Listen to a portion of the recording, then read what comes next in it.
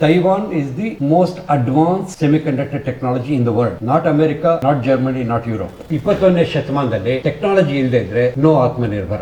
India is not just UPI. ನಮ್ಮಲ್ಲಿ adjustment ರಾಜಕೀಯವೂ ಇದೆ, ಅಡ್ಜಸ್ಟ್ಮೆಂಟ್ ಲೈಫು ಇದೆ. ಎಲ್ಲ ಅಡ್ಜಸ್ಟ್ ಮಾಡ್ಕೊಳ್ಳೋಮ್ಮ, ಹೌದಾ? ನನ್ನ ಪ್ರಕಾರ ನಾವೆಲ್ಲವೇ ಅದ್ವೈತಿಗಳ ತರ ಯೋಚನೆ ಮಾಡಿದ್ರೆ ನನ್ನ ಪ್ರಕಾರ ಅದು ಝೀರೋ ಡಿ. ನನ್ನ ಪ್ರಕಾರ ಅಫ್ಕೋರ್ಸ್ ತುಂಬಾ ಜನ ನನ್ನ ಅಪೋಸ್ ಮಾಡ್ಬೋದು, ದ್ವೈತಿಗಳಾಗ್ಲಿ ವಿಶಿಷ್ಟ ದ್ವೈತಿಗಳಾಗ್ಲಿ.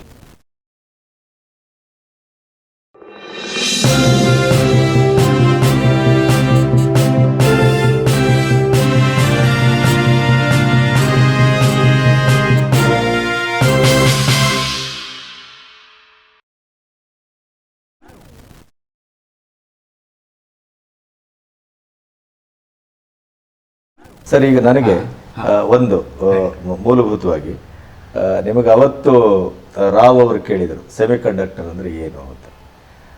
ಆ ಸೆಮಿಕಂಡಕ್ಟರ್ ಅನ್ನೋದು ಏನು, ಹೇಗೆ ಅನ್ನೋದನ್ನು ಇವತ್ತು ಈ ಸಂದರ್ಭದಲ್ಲಿ ನಾವು ಇವತ್ತು ಅದು ನಮ್ಮ ದೇಶದಕ್ಕೆ ಬರುವಂಥ ಮತ್ತು ನಮ್ಮ ದೇಶದಲ್ಲೇ ಅದರ ಎಲ್ಲ ವಿವಿಧ ಮುಖಗಳನ್ನು ನಾವು ನೋಡುವಂಥ ಒಂದು ಸೌಭಾಗ್ಯ ನಮಗೆ ದಕ್ಕಿದೆ.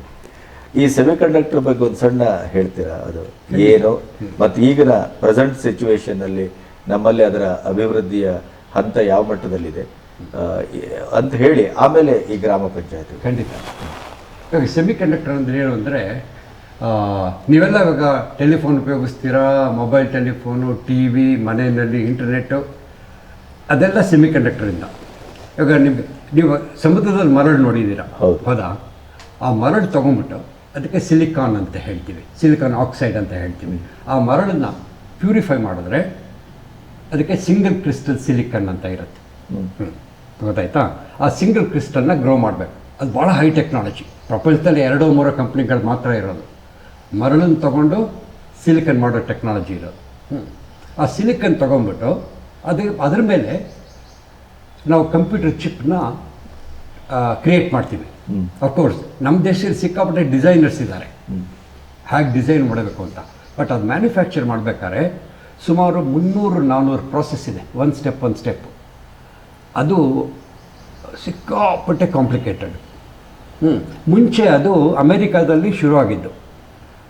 ಆದರೆ ಅಮೇರಿಕಾದವ್ರು ಏನು ಮಾಡಿದ್ರು, ಸ್ವಲ್ಪ ಸೋಮರ್ಥನ ಅನ್ನೋದಕ್ಕಿಂತ ಎಕನಾಮಿಕ್ ರೀಸನ್ನಿಂದ ಜಪಾನ್ಗೆ, ಕೊರಿಯಾಗೆ, ಚೈನಾಗೆ ಬಿಟ್ಬಿಟ್ರು. ಸೊ ಇವಾಗ ಸೆಮಿಕಂಡಕ್ಟರ್ ಟೆಕ್ನಾಲಜಿ ಚೈನಾದಲ್ಲಿ ಜಾಸ್ತಿ ಇದೆ, ಅಮೇರಿಕಾದಲ್ಲಿ ಕಡಿಮೆ ಇದೆ. ಶುರುವಾಗಿದ್ದು ಅಮೇರಿಕಾ. ಸೊ ಇದಕ್ಕೆ ಮಲ್ಟಿಪಲ್ ಟೆಕ್ನಾಲಜೀಸ್ ಇದೆ. ಈ ಸಿಲಿಕನ್ ಮಾಡಿದ್ಮೇಲೆ ಅದಕ್ಕೆ ಅದನ್ನು ಒಂಥರ ಪೀಟ್ಸಾ ಥರ ಕಟ್ ಮಾಡಬೇಕು, ಒಂದೊಂದನ್ನು ಕಟ್ ಮಾಡಿ ಅದಕ್ಕೆ ಡಿಫ್ಯೂಷನ್ ಅಂತ ಹೇಳ್ತೀವಿ, ಅಯಾನ್ ಇಂಪ್ಲಾಂಟೇಷನ್ ಅಂತ ಹೇಳ್ತೀವಿ, ಫೋಟೋ ಲಿಥೋಗ್ರಫಿ ಅಂತ ಹೇಳ್ತೀವಿ. ಈ ಥರ ಟೆಕ್ನಾಲಜಿ ಎಲ್ಲ ಇದೆ. ಆ ಟೆಕ್ನಾಲಜಿ ನಮ್ಮ ದೇಶದಲ್ಲಿ ಇನ್ನೂ ಡೆವಲಪ್ ಆಗಿಲ್ಲ. ಇವತ್ತಿಗೂ ಆಗಿಲ್ಲ. ಆಮೇಲೆ ಹೇಳ್ತೀನಿ ಇವತ್ತು ಏನು ಮಾಡ್ತಾ ಇದ್ದೀವಿ ಅಂತ. ಫಾರ್ ಎಕ್ಸಾಂಪಲ್, ಸೊ ಈ ಟೆಕ್ನಾಲಜಿಯಲ್ಲಿ ಅಮೇರಿಕಾದಲ್ಲಿ, ಯುರೋಪಲ್ಲಿತ್ತು, ಜಪಾನ್ನಲ್ಲಿ ಭಾಳ ಅಡ್ವಾನ್ಸ್ಮೆಂಟಲ್ಲಿತ್ತು 80s and 90s. ಅದಾದಮೇಲೆ ಚೈನಾ ಟುಕ್ ಓವರ್. ಯಾಕೆಂದರೆ manufacturing technology America and Europe ಚೈನಾಗೆ ಪುಷ್ ಮಾಡಿಬಿಟ್ರು, ಯಾಕಂದರೆ ಅಲ್ಲಿ ಲೇಬರ್ ಚೀಪಾಗಿದೆ ಅಂತ. ಆ್ಯಂಡ್ ಚೈನಾದವ್ರು ಸಿಕ್ಕಾಪಟ್ಟೆ ಇನ್ಫ್ರಾಸ್ಟ್ರಕ್ಚರ್ಗೆ ದುಡ್ಡು ಹಾಕಿದ್ರು. ಯಾಕೆಂದರೆ ಒಂದೊಂದು ಫ್ಯಾಕ್ಟ್ರಿ ಕಟ್ಟಬೇಕಾದ್ರೆ ಸುಮಾರು 1 ಲಕ್ಷ ಕೋಟಿ ಬೇಕು. ಒಂದು ಫ್ಯಾಕ್ಟ್ರಿ ಹಾಕಬೇಕಾದ್ರೆ ಅಟ್ಲೀಸ್ಟ್ 1 ಲಕ್ಷ ಕೋಟಿ ಬೇಕು. ಆ ಥರ ದುಡ್ಡು ನಮ್ಮ ದೇಶದಲ್ಲಿ ಯಾರಿಗೂ ಹಾಕೋಕ್ಕೆ ರೆಡಿಯಾಗಿರಲಿಲ್ಲ. ಚೈನಾದವ್ರು ಮಾಡೋದು. ನಮ್ಮದು ಡೆಮೋಕ್ರಸಿ, ಅದರಿಂದ ಯಾರು ಓಟ್ ಹಾಕ್ತಾರೋ ಅವ್ರು. ಹೌದು, ನಾವು ಇದ್ದ ದುಡ್ಡೆಲ್ಲ ಅಲ್ಲಿಗೆ ಖರ್ಚು ಮಾಡ್ತೇವೆ. ಅದೇ ನಮಗೊಂದು ಕಾರ್ಖಾನೆ. ಸೊ ಅದೇನಾಯಿತು ಕೊನೆಗೆ. ಇವಾಗ ನಿಮಗೆ ಗೊತ್ತಾ, ಕೋವಿಡ್ ಬಂದಮೇಲೆ ತೈವಾನ್ ಪ್ರಾಬ್ಲಮ್ ನೀವೆಲ್ಲ ಕೇಳಿದ್ದೀರ. Taiwan is the most advanced semiconductor technology in the world. Not America, not Germany, not Europe. ತೈವಾನಲ್ಲಿರೋದು ಒಂದು factory. It develops probably 30% of high technology semiconductors today. So ಇವಾಗ ನಮ್ಗೆ 1.5 ವರ್ಷದಿಂದ ನಮಗೆ ಬುದ್ಧಿ ಬಂತು, ಯಾಕೆ ಇಂಡಿಯಾ ದೇಶದವ್ರಿಗೆ ಒಂದೇ ಕಂಟ್ರಿ ಮೇಲೆ ಡಿಪೆಂಡ್ ಆಗೋಕ್ಕಾಗಲ್ಲ, ನಾವು ನಿಮ್ಮಿಂದ ಕಲ್ತ್ಕೋಬೇಕು ಅಂತ. ಇವಾಗ ನಿಮಗೆ ಗೊತ್ತಿದೆ ಸುಮಾರು 1 ಲಕ್ಷ ಕೋಟಿ ಇವಾಗ ನಾವು ಕೊಡ್ತಾಯಿದ್ದೀವಿ ಕಂಪ್ನಿಗಳಿಗೆ. 50% ಕೊಟ್ಬಿಡ್ತೀವಿ. ನೀವು ಇವಾಗ 50 ರೂಪಾಯಿ ಹಾಕ್ತೀರಿ ಅಂದರೆ ಗೌರ್ಮೆಂಟ್ ನಿಮಗೆ 50 ರೂಪಾಯಿ ಕೊಡುತ್ತೆ. ಇವಾಗ ದೊಡ್ಡ ಫ್ಯಾಕ್ಟ್ರಿ ಮೊನ್ನೆ ರಿಲೀಸ್ ಆಯಿತು. ಟಾಟಾದವರು ಗುಜರಾತಲ್ಲಿ ಧೊಲೇರಾ ಅಂತ ಒಂದು ಜಾಗದಲ್ಲಿ ದೊಡ್ಡ ಫ್ಯಾಬ್ರಿಕೇಷನ್ ಪ್ಲಾಂಟ್ ಕಟ್ತಾ ಇದ್ದಾರೆ, ಸುಮಾರು 1,00,000 ಕೋಟಿ. ಅದೇ ಥರ ಅಸ್ಸಾಮಲ್ಲಿ ಅಸೆಂಬ್ಲಿ ಆ್ಯಂಡ್ ಪ್ಯಾಕೇಜಿಂಗ್ ಅಂತ, ಅದು ಒಂದು ಲೆವೆಲ್ ಲೋವರ್ ಟೆಕ್ನಾಲಜಿ, ಅದನ್ನು 27,000 ಕೋಟಿ ಕೊಟ್ಟು ಅದನ್ನು ಶುರು ಮಾಡ್ತಾ ಇದ್ದಾರೆ. ಸೊ ಟಾಟಾಸ್ ಬಿಟ್ಬಿಟ್ಟು ಇನ್ನೂ ಒಂದು 4-5 ಕಂಪ್ನಿಗಳು, ಕೇನ್ಸ್ ಅಂತ ಇದೆ, ಡಿಕ್ಸನ್ ಅಂತ ಇದೆ, CG ಪವರ್ ಅಂತ, ಇವರೆಲ್ಲ ಇವತ್ತು ಸೆಮಿಕಂಡಕ್ಟರ್ ಟೆಕ್ನಾಲಜಿಗೆ ಬರ್ತಾ ಇದ್ದಾರೆ. ಇನ್ನೂ 2-3 ವರ್ಷ ಆಗುತ್ತೆ ನಾವು ಆ ಹದಕ್ಕೆ ಬರೋಕ್ಕೆ ರೆಡಿಯಾಗಿ, ಏನು ಗ್ಲೋಬಲಿ ಕಾಂಪಿಟೇಟಿವ್ ಆರಂಭ ಆಗಿದೆ ಆಗತ್ತೆ. ನಮ್ಗೆ ಏನಂದರೆ ಇಂಡಿಯಾ ದೇಶದವರೇ ಬೇರೆ ದೇಶಗಳಲ್ಲಿ ಈ ಟೆಕ್ನಾಲಜಿ ಮಾಡ್ತಾ ಇರೋದು, ಅವನ್ನೆಲ್ಲ ವಾಪಸ್ ಮಾಡಬೇಕು. ಬುದ್ಧಿ ನಮ್ಮದು, ಕರೆಕ್ಟ್, ಬುದ್ಧಿ ನಮ್ಮದು, ದುಡ್ಡು ಅವರದ್ದು. ಕರೆಕ್ಟು. ನಾವೇನಾಗ್ಬಿಟ್ಟಿದ್ವಿ ಒಂಥರ ಹೈ ಟೆಕ್ನಾಲಜಿ ಸ್ಲೇವ್ಸ್ ಆಗ್ಬಿಟ್ಟು. ಕರೆಕ್ಟ್. ಅಲ್ಲಿ ಹೋಗ್ಬಿಟ್ಟು ಒಂದು ರೀತಿಯ ಇದು ಜೀತವೇ ಇದು ಥರನೇ ಹೈ ಟೆಕ್ನಾಲಜಿ ಸ್ಲೇವರಿ. ಹೌದು, ಆ ಥರ ಹೇಳಿದ್ರೆ ತುಂಬ ಜನಕ್ಕೆ ಬೇಜಾರಾಗತ್ತೆ. ಬಟ್ ಏನು ಅಂದರೆ ನಾವು ಸುಮಾರು ಲಕ್ಷಾಂತರ ಜನ ಅಲ್ಲಿ ಹೋಗ್ಬಿಟ್ಟು ನಮ್ಮ ಬುದ್ಧಿ ಅಲ್ಲಿ ಕೊಟ್ಟು ಅವ್ರು ದುಡ್ಡು ಮಾಡ್ಕೋತಾ ಇದ್ದಾರೆ, ನಾವು ಸಂಬಳ ತೊಗೊಂಡು ವಾಪಸ್ ಬರ್ತಾ ಇದ್ದೀವಿ. ಸೊ ಇವಾಗ ಏನು ಮಾಡಬೇಕು ಅಂದರೆ ನಮ್ಮ ದೇಶಕ್ಕೆ ವಾಪಸ್ ಬಂದು ನಮ್ಮ ದೇಶನ ಉದ್ಧಾರ ಮಾಡೋಕ್ಕೆ ಎಲ್ಲ ಟೆಕ್ನಾಲಜಿಸ್ಟು ಸೈಂಟಿಸ್ಟು ವಾಪಸ್ ಬಂದರೆ ಸೆಮಿಕಂಡಕ್ಟರ್ ಟೆಕ್ನಾಲಜಿ. ಯಾಕೆಂದರೆ ಮುಂದೆ ಇವಾಗೆಲ್ಲ ಕೃತಕ ಆರ್ಟಿಫಿಷಿಯಲ್ ಇಂಟೆಲಿಜೆನ್ಸ್ ಎಲ್ಲ ಕೇಳಿದ್ದೀವಿ. ಹೌದು, AI is depends on semiconductor. ಈ ಸರಿ ಎಲೆಕ್ಷನ್ ಅಲ್ಲೂ ಕೂಡ ಅದನ್ನು ಬಳಸ್ತಾ ಇದ್ದಾರೆ ನೋಡಿ. ಕರೆಕ್ಟ್. ಅದು ಸರಿಯಾಗಿ ದುರುಪಯೋಗ ಪಡಿಸ್ತಾ ಇದ್ದಾರೋ ಅಥವಾ ಉಪಯೋಗ ಪಡಿಸ್ತಾ ಇದ್ದಾರೋ ಗೊತ್ತಿಲ್ಲ, ಅದು ಬಹುಶಃ ಗೊತ್ತಾಗ್ಬೋದು. ಗೊತ್ತಾಗ್ಬಿಡುತ್ತೆ ಈ ಸರಿ ಅದು ಪ್ರಯೋಗ ಗೊತ್ತಾಗುತ್ತೆ. ಅದು ಕರೆಕ್ಟ್. ಯಾಕಂದ್ರೆ artificial intelligence you can misuse. ಆಮೇಲೆ ನಮ್ಮಲ್ಲಿ ಹಾಗೆ ಅಲ್ವಾ ಸರ್, ನೀವು ಕಾನೂನನ್ನು ಕೂಡ ನಮ್ಮಲ್ಲಿ ಯೂಸ್ ಮಾಡೋದಕ್ಕಿಂತ ಮಿಸ್ಯೂಸ್ ಮಾಡೋದು ಜಾಸ್ತಿ. ನೀವು ಜಮಖಾನಕ್ಕೆ ಕೆಳತೀರ್ತೀರಾ ಅಂದ್ರೆ ನಾನು ರಂಗೋಲಿ ಕೆಳತೀನಿ ಅಂತಾನೆ. ಹೌದು, ಅಂದ್ರೆ ನಮಗೆ ಅದ್ರ ಬಗ್ಗೆ ಇದ್ದಂತ ಇದಿದೆಯಲ್ಲ, ಏನೋ ಆ ಬುದ್ಧಿ, ಅದನ್ನ ಸರಿಯಾಗಿ ಈ ಕಡೆ ಬಳಸಿದ್ರೆ ಅದು ಯಾವ ಲೆವೆಲ್ಗೂ ಹೋಗ್ತಿದ್ದೇವೆ ನಾವು. ಹೇಳಿ ಸರ್. ಬಟ್ ಇವಾಗ ಆಗತ್ತೆ. ಐ ಥಿಂಕ್ ಇವಾಗ ನಮಗೆ ಸಾಫ್ಟ್ವೇರ್ ಟೆಕ್ನಾಲಜಿ ಇದೆ ನಮ್ಮ ದೇಶದಲ್ಲಿ. ಅದನ್ನ ಆರ್ಟಿಫಿಷಿಯಲ್ ಇಂಟೆಲಿಜೆನ್ಸ್ ಆಗಲಿ, ಸಾಫ್ಟ್ವೇರ್ ಆಗಲಿ, ಭಾಳ ಮುಂದೆ ಇದ್ದೀವಿ. ಹಾರ್ಡ್ವೇರ್ ಟೆಕ್ನಾಲಜಿ ತಂದುಬಿಟ್ರೆ ನಮ್ಮ ದೇಶಕ್ಕೆ, ಆವಾಗ ಒಂಥರ ಇದು ಜೋಡೆತ್ತ ಥರ ಆಗ್ಬಿಡತ್ತೆ. ಈ ಸೆಮಿಕಂಡಕ್ಟರ್ ಇದು hardware, hardware. Semiconductor is hardware. ಅದೇ ನಮಗೆ ಮಿಸ್ ಆಗಿ. China is leader in hardware and India is leading in software. ಅದರಿಂದ ಇವಾಗ ನಾವು semiconductor technology, computer laptop technology ಅಥವಾ ಸರ್ವರ್ ಟೆಕ್ನಾಲಜಿ, ಆ ಮ್ಯಾನುಫ್ಯಾಕ್ಚರಿಂಗ್ನ ನಮ್ಮ ದೇಶಕ್ಕೆ ತಂದುಬಿಟ್ರೆ ಆಟೋಮೆಟಿಕ್ಕಾಗಿ ಬಹುಶಃ ನಾವು ಭದ್ರತೆಯ ದೃಷ್ಟಿಯಿಂದಲೂ ನಾವು ಸ್ವತಂತ್ರ ಆಗ್ಬಿಡ್ತೇವೆ. ಖಂಡಿತ. ಈ ಆತ್ಮನಿರ್ಭರ ಭಾರತದ ಬಹಳ ದೊಡ್ಡ ಉದ್ದೇಶವೇ ಅದು ಕಾಣುತ್ತೆ. ಕರೆಕ್ಟ್. ಆತ್ಮನಿರ್ಭರ ಭಾರತ್ ಅಂದರೆ 21ನೇ ಶತಮಾನದಲ್ಲಿ ಟೆಕ್ನಾಲಜಿ ಇಲ್ಲದೆ ಇದ್ದರೆ ನೋ ಆತ್ಮನಿರ್ಭರ. Digital India is not just UPI. ನೀವು ಸುಮ್ಮನೆ ಗೂಗಲಲ್ಲಿ ಟ್ರಾನ್ಸ್ಫರ್ ಮಾಡ್ತೀನಿ ಅದಲ್ಲ, ಅದು ಒಂದು ಸಾಂಕೇತಿಕ ಅಷ್ಟೇ, ಅದಷ್ಟೇ. ಇವಾಗ ಹೆಲ್ತ್ ಕೇರಲ್ಲಿ, ಇವಾಗ ನಿಮಗೆ ಗೊತ್ತಿದೆ, health care is very important in our country. ಆ ಹೆಲ್ತ್ ಕೇರ್ನ ಹೇಗೆ, ಅದಕ್ಕೆ ಸಿಕ್ಕಾಪಟ್ಟೆ ಡಿಜಿಟಲ್ ಟೆಕ್ನಾಲಜಿ ಬೇಕಾಗತ್ತೆ. ಸೊ ನೀವು ಕೂತ್ ಕಡೆ ಡಾಕ್ಟ್ರ್ ಜೊತೆ ಮಾತಾಡ್ಬೋದು, ಕೂತ್ ಕಡೆ ಪ್ರಿಸ್ಕ್ರಿಪ್ಷನ್ ತೊಗೋಬೋದು, ಕೂತ್ ಕಡೆ ಬ್ಲಡ್ ಪ್ರೆಷರ್ ಚೆಕ್ ಮಾಡ್ಬೋದು. ಈ ಟೆಕ್ನಾಲಜಿ ಎಲ್ಲ ಮಾಡಬೇಕಾದ್ರೆ both hardware and software is required. ಅದರಿಂದ ಶಂಕರ್ ಅವರೇ, ನಂದೊಂದು ಪ್ರಶ್ನೆ. ನೀವು 20 ವರ್ಷಗಳಿಂದ ಈ ಪುಸ್ತಕ ಬರೆದಿದ್ದೀನಿ ಅಂತ ಹೇಳಿದ್ರೆ, ಈ ಪುಸ್ತಕ ಈ ಸೆಮಿಕಂಡಕ್ಟರ್ ಕಾರ್ಖಾನೆಗಳನ್ನು ನಮ್ಮ ದೇಶದಲ್ಲಿ ಅಭಿವೃದ್ಧಿ ಪಡಿಸೋದಕ್ಕೆ ಅನುಕೂಲ ಮಾಡಿಕೊಡ್ಬೋದಾ? ಖಂಡಿತ. ಇದೊಂದೇ ಪುಸ್ತಕ ಇಲ್ಲ. ಹೌದು, ಅದರ ಜೊತೆಗೆ ಈಗ ನೀವು ಬರೆದ ಕಾಲ ಮತ್ತು ಇವತ್ತಿನ ಮಧ್ಯೆ ಒಂದಿಷ್ಟು ವರ್ಷಗಳಿದೆಯಲ್ಲ, ನಿಮ್ಮ ಪುಸ್ತಕ ಆ ಕಾಲದಲ್ಲೇ ನೀವು ಬರೆದ್ರಿ. ಸೆಮಿಕಂಡಕ್ಟರ್ ಅನ್ನ ಕಾರ್ಖಾನೆ ತರುವ ಕೆಲಸ ಈಗ ಆಗ್ತಾ ಇದೆ, ಆದರೆ ಆವಾಗಲೇ ನೀವು ಅದನ್ನು ಯೋಚನೆ ಮಾಡಿದ್ದೀರಿ. ಹಾಗಾಗಿ ಉದಯಶಂಕರ್ ಕೇಳಿದ ಪ್ರಶ್ನೆಗೆ ಒಂದು ಸ್ವಲ್ಪ ಮುಂದೆ ಹೋಗುವುದಾದ್ರೆ, ಈ ಪುಸ್ತಕ ಇವತ್ತಿನ ದಿನವನ್ನ ತರುವ ಮಟ್ಟಿಗೆ ಏನಾದರೂ ಅದು ಕೆಲಸ ಮಾಡಿರಬಹುದಾ? ಯಾಕೆಂದ್ರೆ ಈ ಪುಸ್ತಕ ಇದಕ್ಕೆ ಬೇಸಿಕ್ ಟೆಕ್ನಾಲಜಿ ಅಂತ ಹೇಳ್ತೀವಿ, ವೈರ್ ಬಾಂಡಿಂಗ್ ಟೆಕ್ನಾಲಜಿ. ಅಲ್ಲ, ಯಾವುದಕ್ಕಾದ್ರೂ basic technology is very important. Very important. ಇವಾಗ ನಾವು ಶುರು ಮಾಡ್ತಾ ಇರೋದು ಒಂಥರ ಬೇಸಿಕ್ ಲೆವೆಲಲ್ಲಿ. ಈ ಪುಸ್ತಕದ ಜೊತೆಗೆ ಇನ್ನೂ ಒಂದು 7-8 ಟೆಕ್ನಾಲಜಿ ಇದೆ. ನಾನು ನಿಮಗೆ ತೋರಿಸ್ತಾ ಇರೋದು ಒಂದೇ ಪುಸ್ತಕ. ಇದೇ ಥರ ನಾವು ಸುಮಾರು 10 ಪುಸ್ತಕ ಬರೆದಿದ್ದೀವಿ. ಇದೆ ಯಾಕೆಂದರೆ ಒಂದು ಸೆಮಿಕಂಡಕ್ಟರ್ ಚಿಪ್ ಮಾಡಬೇಕಾದ್ರೆ ಸುಮಾರು 10 ಡಿಫ್ರೆಂಟ್ ಪ್ರೋಸೆಸ್ ಇರುತ್ತೆ.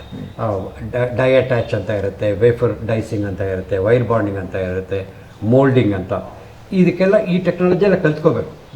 ಬರೀ ಕಲ್ತ್ಕೊಳ್ಳೋದೊಂದಲ್ಲ, ಎಲ್ಲ ಇಂಜಿನಿಯರ್ಸ್ನ ಟ್ರೈನ್ ಮಾಡಬೇಕು. ಇವಾಗ ನೀವು ಮೆಕ್ಯಾನಿಕಲ್ ಇಂಜಿನಿಯರ್ ಆದರೆ ನಿಮಗೆ ಗೊತ್ತೇ ಇಲ್ಲ ಈ ಟೆಕ್ನಾಲಜಿ ಏನು ಅಂತ. ಸೊ ಟ್ರೈನಿಂಗ್ ಮಾಡಬೇಕು, ಆ ಟ್ರೈನಿಂಗ್ ಮಾಡಿ ಅದನ್ನು ಇಂಪ್ಲಿಮೆಂಟ್ ಮಾಡಬೇಕು. It takes time.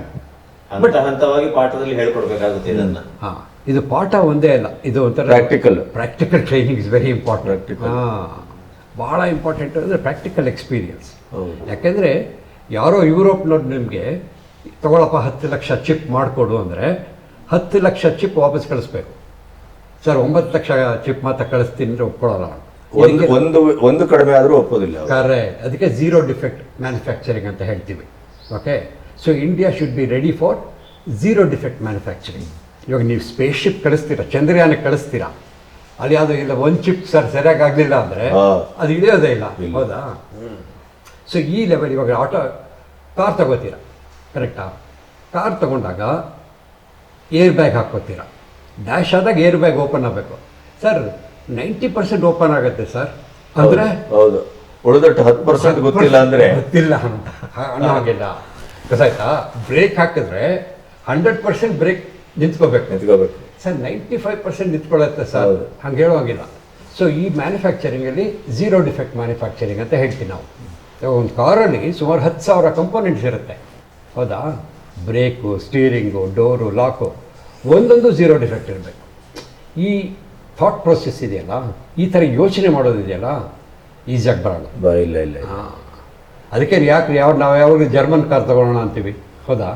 ಮರ್ಸಿಡೀಸ್ ತೊಗೊಳ್ಳೋಣ ಅಂತೀವಿ. ಯಾಕೆ ಅಂದರೆ ಪರ್ಫೆಕ್ಟ್ ಆಗಿರುತ್ತೆ, zero defect. Mercedes, BMW, Toyota. ಬಹುಶಃ ಅದಕ್ಕೆ ಯಾಕೆ ರೇಟ್ ಜಾಸ್ತಿ ಅಂದರೆ ಅದಕ್ಕೋಸ್ಕರ. ಗೊತ್ತಾಯ್ತಾ? ಸೊ ಈ ಥರ ಯೋಚನೆ ಮಾಡೋದಿದೆಯಲ್ಲ, ಆ ಯೋಚನೆ ಮಾಡೋ ಏನು ಮೆಥಡಾಲಜಿ ಇದೆಯಲ್ಲ, ಅದು ನಮಗೆ ಕಲ್ಚರಲ್ಲಿ ಬರಬೇಕು. ನಮ್ಮ ದೇಶದಲ್ಲಿ ನೀವು ಕೇಳಿರ್ಬೋದು ಜುಗಾಡ್ ಅಂತ ಹೇಳ್ತೀವಿ. ಜುಗಾಡ್ ಅಂದರೆ ಹೆಂಗಾರ ಅಡ್ಜಸ್ಟ್ ಮಾಡು ಗುರು, ಅದು ಸಾಕು. ಹೌದೌದು, ನಮ್ಮಲ್ಲಿ ಅಡ್ಜಸ್ಟ್ಮೆಂಟ್ ರಾಜಕೀಯವೂ ಇದೆ, ಅಡ್ಜಸ್ಟ್ಮೆಂಟ್ ಲೈಫು ಇದೆ. ಎಲ್ಲ ಅಡ್ಜಸ್ಟ್ ಮಾಡ್ಕೊಳ್ಳೋಮ್ಮ. ಹೌದಾ? ಈ ಅಡ್ಜಸ್ಟ್ ಮಾಡ್ಕೋ ಥಾಟ್ ಪ್ರೊಸೆಸ್ ಇದೆಯಲ್ಲ, ವರ್ಕ್ ಆಗಲ್ಲ. ಮ್ಯಾನುಫ್ಯಾಕ್ಚರಿಂಗಲ್ಲಿ ಹಂಗೆ ವರ್ಕ್ ಆಗಲ್ಲ. ಇದಕ್ಕೆ ನಾವು 6 ಸಿಗ್ಮಾ ಅಂತ ಹೇಳ್ತೀವಿ. ಅಂದರೆ ಒಂದೊಂದು ಪ್ರೊಸೆಸ್ಸುವೇ ಝೀರೋ ಡಿಫೆಕ್ಟ್ ಇರಬೇಕು ಅಂತ. ಈ ಥಾಟ್ ಪ್ರೊಸೆಸ್ನ ಹ್ಯಾಕ್ ತರೋದು ಮ್ಯಾನುಫ್ಯಾಕ್ಚರಿಂಗಲ್ಲಾಗಲಿ, ಸರ್ವಿಸ್ ಇಂಡಸ್ಟ್ರಿನಲ್ಲಿ, ಇದು ಬಹಳ ಬಹಳ ಮುಖ್ಯ. ಇದನ್ನೇನು ಮಾಡಬೇಕು ನಾವು ಎಂಜಿನಿಯರಿಂಗ್ ಕಾಲೇಜಲ್ಲಿ ಅಲ್ಲೇ ಹೇಳ್ಕೊಡ್ಬೇಕು. ಸರ್, ಈಗ ಹೌದು, ಈಗ ಹೇಳ್ಕೊಡ್ಬೇಕು ಅಂತ ಹೇಳ್ತೀರಿ ನೀವು. ನಮ್ಮಲ್ಲಿ ಶೈಕ್ಷಣಿಕ ವ್ಯವಸ್ಥೆ ಬಹಳ ಮೂಲವನ್ನು ಬಿಟ್ಟುಕೊಂಡೆ. ನಮ್ಮಲ್ಲಿ ಈಗ ಯಾವುದೇ ಗುರುಕುಲ ಪದ್ಧತಿ ಇಲ್ಲ, ಅಥವಾ ಹಳೆಯ ನಮ್ಮ ಯಾವುದೇ ಜ್ಞಾನವನ್ನು ನಾವು ಈಗ ಹೊಸ ಜಗತ್ತಿಗೆ ಕನೆಕ್ಟ್ ಮಾಡುವ ಕೆಲಸವನ್ನು ಮಾಡ್ತಾ ಇಲ್ಲ. ಅದನ್ನು ಅಲ್ಲಿಗೆ ಕಟ್ ಮಾಡಿ ಹೊಸತನ್ನೇ ಹಳೆಯದು ಅಂತ ಬಿಂಬಿಸುವ ಕೆಲಸ ನಡೀತಾ ಇದೆ. ಆದರೆ ನಾನು ಹೇಳೋದು, ಈಗ ನೀವು ಇಷ್ಟು ಕಾಲದ ಹಿಂದೆನೇ ಈ ಪುಸ್ತಕ ಬರೆದ್ರಿ, ಇವತ್ತು ನಾವು ಅದರ ಪ್ರಾಯೋಗಿಕವಾದಂಥ ಸ್ಥಿತಿಗೆ ಬಂದು ತಲುಪಿದ್ದೇವೆ. ಇದು ಯಾಕೆ ನಮ್ಮ ಶಿಕ್ಷಣದಲ್ಲಿ ಅಳವಡಿಸಿಲ್ಲ, ಪಠ್ಯವಾಗಿ ಯಾಕೆ ಅಳವಡಿಸಿಲ್ಲ ನಿಮ್ಮ ಪುಸ್ತಕಗಳನ್ನು? ಪಠ್ಯವಾಗಿ ಅಳವಡಿಸ್ಬೇಕಾದ್ರೆ ಅದಕ್ಕೆ ಉಪಯೋಗ ಇರಬೇಕು. ಇವಾಗ ಕರೆಕ್ಟ್, ಉಪಯೋಗದ ಮಾರ್ಗ ಇರಬೇಕು, ಅದಿರಲಿಲ್ಲ. ಕರೆಕ್ಟ್. ಇವಾಗ ನಿಮಗೆ ಗೊತ್ತಿದೆ, ತುಂಬ ಜನ ಎಲೆಕ್ಟ್ರಾನಿಕ್ಸ್ ಇಂಜಿನಿಯರ್ ಆಗ್ತಾರೆ ನಮ್ಮ ದೇಶದಲ್ಲಿ. ಆಮೇಲೆ ಏನು ಮಾಡ್ತಾರೆ, ಹೋಗಿ ಇನ್ಫೋಸಿಸ್ ಸೇರ್ಕೊಂಡು ಸಾಫ್ಟ್ವೇರ್ ಬರೀತಾರೆ. ಹೌದಾ? ಎಲೆಕ್ಟ್ರಿಕಲ್ ಇಂಜಿನಿಯರ್ ಅಂದರೆ ಎಲೆಕ್ಟ್ರಿಕಲ್ ಕೆಲಸ ಮಾಡಬೇಕು. ಎಲೆಕ್ಟ್ರಾನಿಕ್ ಇಂಜಿನಿಯರ್ ಅಂದರೆ ಚಿಪ್ ಡಿಸೈನ್ ಮಾಡಿ ಚಿಪ್ ಮ್ಯಾನುಫ್ಯಾಕ್ಚರಿಂಗ್ ಮಾಡಬೇಕು. ಅವೆಲ್ಲ ಹೋಗಿ ಸಾಫ್ಟ್ವೇರ್ ಕೆಲಸ ಮಾಡಿ TCS, ಇನ್ಫೋಸಿಸ್, ವಿಪ್ರೋ ಕೆಲಸ ಮಾಡ್ತಾರೆ. ಲೈಕ್ ಅದಕ್ಕೆ ನಾವೇನು ಮಾಡ್ತೀವಿ, ಸಾಫ್ಟ್ವೇರ್ ಅವರು ಕಲ್ತದ್ದಕ್ಕೆ ಇಲ್ಲಿ ಸರಿಯಾದ ವರ್ಕಿಂಗ್ ಇದಿಲ್ಲ, ಆಪ್ಷನ್ ಇರಲಿಲ್ಲ. ಈಗಿದೆ, ಇವಾಗ ಶುರು ಆಗ್ತಾ ಇದೆ. ಹಾಗಾಗಿ ಈಗ ನಿಮ್ಮ ಪುಸ್ತಕಕ್ಕೆ ನಿಜವಾದ ಇದು ಈಗ ಬರ್ತಾ ಇದೆ, ಬರಬೇಕು ಅಂತ ನಮ್ಮ ಏನೋ ಒಂಥರ ಆಶಯ. ಸರ್, ಇದ್ರ ಮಧ್ಯೆ ನಾವು ಒಂದು ಚೂರು ವಿಷಯಾಂತರ ಆಗ್ಬೋದೇನೋ, ಆದರೆ ಈ ರೀತಿಯ ಆಧುನಿಕವಾದಂಥ ಇವತ್ತಿನ ಟೆಕ್ನಾಲಜಿ ಏನಿದೆ, ಅದಕ್ಕೂ ಭಾರತದ ಸನಾತನವಾದಂಥ ವ್ಯವಸ್ಥೆಗೂ ಒಂದು ಇಂಟರ್ಲಿಂಕ್ ಇದೆಯೋ ಅಂತ ನನಗೆ ಅನಿಸ್ತಾ ಇದೆ. ಈಗ ಅದರ ತಜ್ಞರು ನೀವು. ಈಗ ನಾವೇನೇ ಹೇಳಿದ್ರು ನಾವು ಓದಿನ ಹಿನ್ನೆಲೆ, ತಿಳುವಳಿಕೆ ಹಿನ್ನೆಲೆ ವೇಗಾಗಿ ಹೇಳ್ಬೋದು. ಈಗ ನಾನಾಗ್ಬೋದು, ಉದಯಶಂಕರ್ ಆಗ್ಬೋದು. ಆದರೆ ನಾನು ಹೇಳೋದು, ಅದರ ನಿಜವಾದ ಸ್ಪಷ್ಟವಾದಂಥ ಜೀರೋ ಡಿಫೆಕ್ಟಲ್ಲಿ ನೀವು ಹೇಳ್ಬೋದು ಅಂತ ಅನಿಸ್ತದೆ ನನಗೆ. ಭಾಳ ಇಂಟ್ರೆಸ್ಟಿಂಗ್ ಕ್ವಶನ್. ಯೋಚನೆ ಮಾಡಬೇಕು. ಸನಾತನ ಧರ್ಮ ಅನ್ನುವೇ ನಮ್ಮ ಝೀರೋ ಡಿಫೆಕ್ಟ್ ಮ್ಯಾನುಫ್ಯಾಕ್ಚರಿಂಗ್ ಹೇಗಪ್ಪ ಸೇರಿಸೋದು ಅಂತ. ಅದು ಪ್ರಾಬಬ್ಲಿ ಇಮಿಡಿಯೇಟ್ ಉತ್ತರ ಕೊಡೋಕ್ಕಾಗತ್ತೋ ಇಲ್ವ ನಾನು ಯೋಚನೆ ಮಾಡ್ತಾ ಇದ್ದೀನಿ. ಸನಾತನ ಧರ್ಮದಲ್ಲಿ ನನ್ನ ಪ್ರಕಾರ ನಿಮಗೆ ಗೊತ್ತಿದೆ, ದ್ವೈತ, ವಿಶೇಷ ದ್ವೈತ, ಅದ್ವೈತ, 3 ಮೇಜರ್ ಅಪ್ರೋಚಸ್ ಟು ಫಿಲಾಸಫಿ ಅಂತ. ಹೌದಾ? ನನ್ನ ಪ್ರಕಾರ ನಾವೆಲ್ಲವೇ ಅದ್ವೈತಿಗಳ ಥರ ಯೋಚನೆ ಮಾಡಿದ್ರೆ ನನ್ನ ಪ್ರಕಾರ ಅದು 0 ಡಿಫೆಕ್ಟ್. ನನ್ನ ಪ್ರಕಾರ. ಅಫ್ಕೋರ್ಸ್ ತುಂಬ ಜನ ನನ್ನ ಅಪೋಸ್ ಮಾಡ್ಬೋದು, ದ್ವೈತಿಗಳಾಗಲಿ ವಿಶಿಷ್ಟ ದ್ವೈತಿಗಳಾಗಲಿ. ಯಾಕೆ ಹೇಳ್ತೀನಿ ಅಂದರೆ, ದ್ವೈತ ಅಂದ ತಕ್ಷಣ ಏನಾಯಿತು, ನಾನು ನೀನು ಸಪ್ರೇಟ್. ಹೌದು. ಹೌದಾ? ಏಕ ಅಲ್ಲ. ಕರೆಕ್ಟ್. ಓಕೆ. ಸೊ ಆ ಯೋಚನೆ ಇದೆಯಲ್ಲ, ಆ ಯೋಚನೆ ಭಾಳ ಮುಖ್ಯ ನನ್ನ ಪ್ರಕಾರ. ಆ ಥರ ಯೋಚನೆ ಮಾಡೋಕ್ಕೆ ಬರಬೇಕು. ಅಂದರೆ ನನ್ನ ಪ್ರಕಾರ ನಾವು ಹೇಳ್ತೀವಿ ಅಹಂ ಬ್ರಹ್ಮಾಸ್ಮಿ ಅಂತ ಹೇಳಿ. ಹೌದಾ? ಅಹಂ ಬ್ರಹ್ಮಾಸ್ಮಿ ಅಂದ್ರೇನು? I am the creator of the universe. Correct. ಹೌದಾ? ಹೌದು. When I am the creator of the universe, I have full authority to be what I want the universe to be. Hada? I create the universe, and the universe has to be good only according to me. Okay? ಈ ಥರ ಒಬ್ಬೊಬ್ಬನು ಯೋಚನೆ ಮಾಡಿಬಿಟ್ರೆ ಸನಾತನ ಧರ್ಮ is fantastic. ಏನಂದ್ರೆ ಒಬ್ಬೊಬ್ರಿಗೂ ಈ ಥರ ಯೋಚನೆ ಮಾಡೋ ಮನಸ್ಥಿತಿ ಇರಬೇಕು, ಭಾಳ ಇಂಪಾರ್ಟೆಂಟು. ಅಂದರೆ ನನಗೆ ಅನಿಸಿದ್ದು ಏನಂದರೆ, ಈಗ ನೀವೇ ಹೇಳಿದ್ರಿ ಸಾಫ್ಟ್ವೇರ್ನಲ್ಲಿ ಅಥವಾ ಯಾವುದೇ ಇಂಥ ಟೆಕ್ನಾಲಜಿಯಲ್ಲಿ ಬೌದ್ಧಿಕವಾದಂಥ ಸಾಂಗತ್ಯವನ್ನು ಇಡೀ ಪ್ರಪಂಚಕ್ಕೆ ಕೊಡ್ತಾ ಇರುವಂಥದ್ದು ಭಾರತ. ಹೌದು. ಅದು ಭಾರತದಲ್ಲಿ ಹುಟ್ಟಿದವರು. ಕರೆಕ್ಟ್. ಆಯಿತಾ? ಅಂಥ ಒಂದು ನೆಲಕ್ಕೆ ಈ ಶಕ್ತಿ ಇರಬೇಕು ಅಂತಾದರೆ ಅದಕ್ಕೊಂದು ಹಿನ್ನೆಲೆ ಇರಬೇಕು ಅಂತ ಆಯ್ತಲ್ಲ, ಅದಕ್ಕೊಂದು ಪರಂಪರೆ ಇರಬೇಕು ಅಂತ ಆಯ್ತಲ್ಲ. ಆ ಪರಂಪರೆಯೇ ನಾವು ಇವತ್ತೇನು ವಿವಾದಾತ್ಮಕವಾಗಿ ಬಳಸ್ತಾ ಇದ್ದೇವೆ. ಸನಾತನ ಧರ್ಮ ಅನ್ನುವಂಥ ಅಥವಾ ಸನಾತನ ವ್ಯವಸ್ಥೆ, ಧರ್ಮ ಅನ್ನೋದು ಮಾರ್ಗ ಅನ್ನುವ ಅರ್ಥದಲ್ಲಿ. ಸೊ ಅಲ್ಲಿಂದ ಬಂದಿರಬಹುದೇ? ಯಾಕೆಂದರೆ ನಾವು ಓದುವ ಚರಿತ್ರೆ ಅಥವಾ ನಾವು ಓದುವ ಶೈಕ್ಷಣಿಕ ವ್ಯವಸ್ಥೆಯಲ್ಲಿ ನಮ್ಮ ಖಗೋಳದ ಬಗ್ಗೆ, ನಮ್ಮ ನೆಲದ ಬಗ್ಗೆ, ನಮ್ಮ ಜಲದ ಬಗ್ಗೆ, ನಮ್ಮ ವಿಸ್ಮಯಗಳ ಬಗ್ಗೆ ನಾವು ಕಾಲಾಂತರದಲ್ಲಿ ಬಹಳಷ್ಟು ಜನ ಕೆಲಸ ಮಾಡಿದಂಥ ಆರ್ಯಭಟ ಇರ್ಬೋದು, ಇನ್ನೊಬ್ಬರು ಇರ್ಬೋದು, ಅವ್ರ ಬಗ್ಗೆ ಎಲ್ಲ ನಾವು ಬಿಟ್ಟೇ ಬಿಟ್ಟಿದ್ದೇವಲ್ಲ.